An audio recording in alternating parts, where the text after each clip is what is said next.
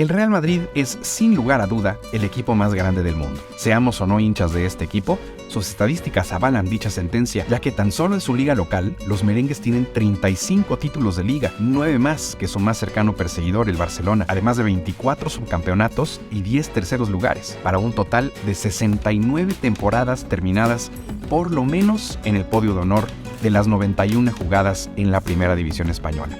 Esto quiere decir que el Real Madrid ha acabado en los primeros 3 puestos de la liga en el 75% de las temporadas jugadas en su historia. Además, a estos extraordinarios números hay que añadir 19 Copas del Rey y 12 Supercopas de España.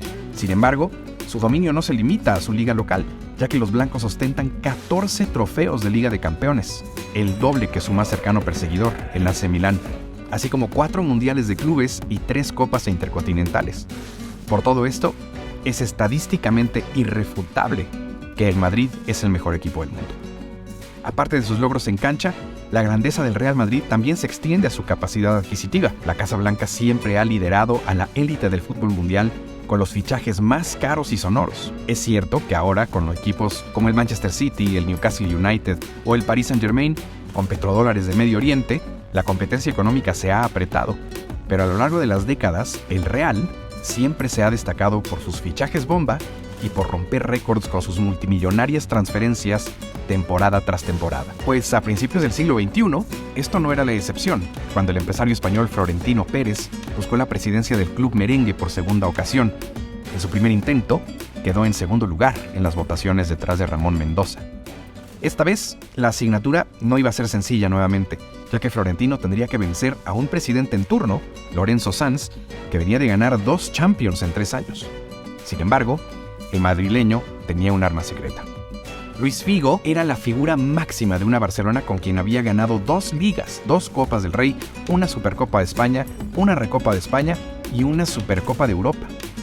El mediocampista había anotado 45 goles y asistido 80 ocasiones a sus compañeros a lo largo de las 5 temporadas que había pasado con los culés y se había convertido en un ícono del club blaugrana. Sin embargo, Figo no estaba en los mejores términos con la directiva barcelonista al final del 2000, por lo que Florentino aprovechó y negoció con el jugador y su representante su traspaso del odiado rival en caso de que ganara las elecciones. Esa fue su plataforma durante los comicios. Luis Figo, ni más ni menos, llegaría directamente del Camp Nou al Santiago Bernabéu, algo que parecía impensable para la afición y para el club mismo, que un emblema de su calibre aceptara tal barbaridad. Sin embargo, una vez ganadas las elecciones, Florentino hizo buena su promesa y Figo fue presentado en el Bernabéu el 25 de julio del 2000 como el fichaje más caro de la historia, que en ese momento ascendía a 60 millones de euros.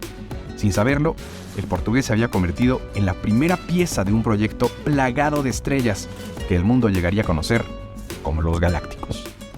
Luis Figo llegó a un equipo que ya contaba con una buena dosis de talento estelar hecho en casa, con figuras de la talla de Iker Casillas en la portería, el brasileño Roberto Carlos y Fernando Hierro en la defensa, el Guti, José María Gutiérrez en la media cancha y Raúl González, mejor conocido solo como Raúl, en la delantera, todos dirigidos por Vicente del Bosque, que había llegado a sustituir al galés John Toshak. Además, el Real Madrid se había esmerado en traer más talento, invirtiendo otros 60 millones de euros en jugadores como Makelele, Flavio Conceição, Munitis y Solari. Figo se fue adaptando poco a poco a su nuevo equipo y finalmente destacó al grado de ganar el Balón de Oro durante esa temporada debut con los blancos.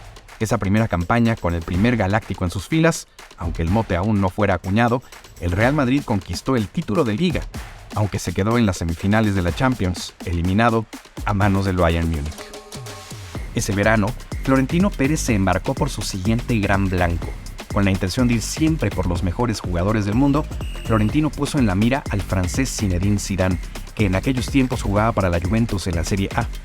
El campeón del mundo y de Europa fichó al final de esa ventana de transferencias, nuevamente rompiendo el récord de traspasos con una cifra estratosférica, por lo menos para ese entonces, de 75 millones de euros.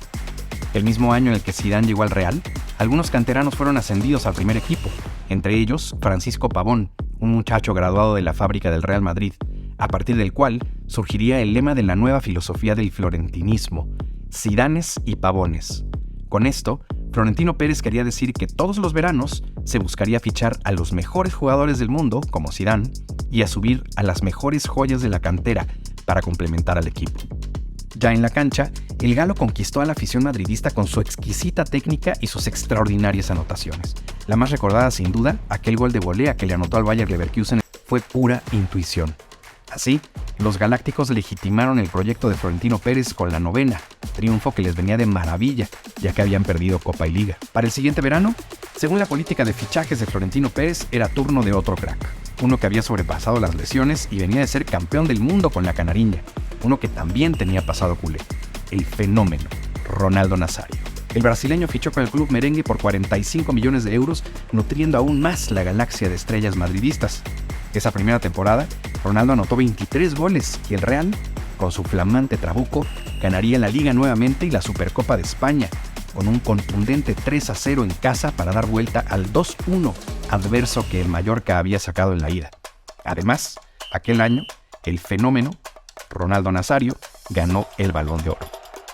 Sin embargo, en aquella temporada, tras la derrota en semifinales ante la Juventus, Fernando Hierro, el capitán hasta ese entonces, no fue renovado por Florentino Pérez, así como Vicente del Bosque, el director técnico, a quien culpó por una mala estrategia. Este fue el principio del declive de un equipo que parecía demasiado bueno para ser cierto desde que empezó. Ese verano, Carlos Queiroz llegó al banquillo merengue y David Beckham llegó como parte de los Zidanes de esa ventana de transferencias. El mediocampista inglés no solo llegó con su talento a cuestas, sino con un sistema de marketing poderosísimo que le permitió al Real Madrid vender más camisetas que nunca. Esa pretemporada, el cuadro merengue hizo una gira por Asia para sacar el mayor provecho de su constelación. Con el equipo de ensueño conformado por Florentino Pérez, para esta temporada y con un Real Madrid que empezó jugando mejor que nadie en el continente, todos dentro de la directiva merengue vaticinaban un triplete. Sin embargo, entrando en los últimos meses del año futbolero, el cuadro se empezó a resquebrajar, con una plantilla corta y un grupo de estrellas que estaban siendo exprimidas a falta de recambios de calidad. El primer golpe al potencial triplete llegó en la final de la Copa del Rey que perdieron contra el Zaragoza, que vino de una desventaja de 2-0 para quedarse con el título. Poco después sufrieron otra remontada inverosímil contra el Mónaco en los cuartos de final de la Champions. Los galácticos se habían quedado fuera de Europa. Por si eso fuera poco, en la Liga, que tenían prácticamente cincha con 8 puntos de ventaja, terminaron perdiendo 6 de los últimos 7 encuentros y el Valencia les dio alcance arrebatándoles el título en la última jornada. El supuesto triplete se convirtió en un año en blanco. Para el 2004-2005, el elegido para devolver al Real Madrid a la cumbre fue José Antonio Camacho. El oriundo de Cieza trajo refuerzos como Walter Samuel y los ingleses Jonathan Woodgate y el niño maravilla Michael Owen. Sin embargo, debido a los malos resultados, Camacho ni siquiera pudo terminar la temporada y ninguno de sus sucesores logró retomar el camino ganador. Ese año, los blancos nuevamente se quedaron sin título, quedando en segundo lugar en la liga y perdiendo en octavos contra un viejo conocido, la Juventus. Para la temporada 2005-2006, el brasileño Vanderlei Luxemburgo arrancó como técnico de los merengues. Esa temporada, la primera gran pieza de los galácticos de Florentino salió del equipo. Luis Figo estaba cansado de ser relegado a la banca y optó por salir al Inter de Milán. Con él también salieron Walter Samuel y Michael Owen, que nunca encontró el nivel que mostró con la selección inglesa o con el Liverpool. Para esa pretemporada, los galácticos se volverían a armar y en esta ocasión sería con Robinho, que estaba considerado uno de los mejores delanteros del mundo. Además del primer gran fichaje español en la era de Florentino Pérez, el zaguero Sergio Ramos. Sin embargo, estos últimos fichajes no fueron capaces de mejorar el rendimiento del equipo y tras una contundente goleada ante el Barça de Ronaldinho, le dieron las gracias a Vanderlei Luxemburgo y llegó Juan Ramón López Caro a su lugar. Sin embargo, las cosas ya iban en picada, tanto dentro como fuera de la cancha, y tras una derrota contra el Mallorca en Liga que los dejaba sin ninguna opción de pelear por el título, Florentino Pérez, el arquitecto de los Galácticos, fue cesado como presidente del club, dando por terminada una de las eras más vistosas, disfrutadas y a la vez criticadas de la historia del balompié mundial. Poco después, el Arsenal de Arsène Wenger eliminó al Real en cuartos de final y los merengues firmaron su tercer año consecutivo sin ningún título relevante. Tras la salida de Florentino Pérez en el verano del 2006, se convocó a elecciones y Ramón Calderón llegaría a la presidencia del club. Al final, y en retrospectiva, El primer proyecto de Florentino Pérez le dio al mundo uno de los equipos más cargados de estrellas en la historia.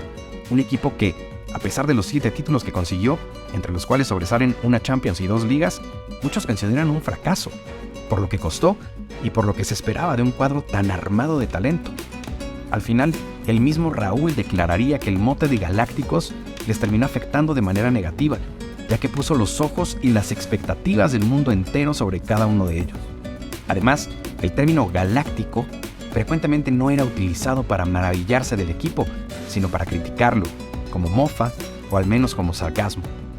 Sin embargo, los recuerdos de la era galáctica del Real Madrid son los de un equipo virtuoso, que aunque fugaz y a veces caótico, en su mejor versión jugaba mejor que la mayoría y dejó una huella indeleble en la historia del fútbol internacional. ¿Tú los recuerdas?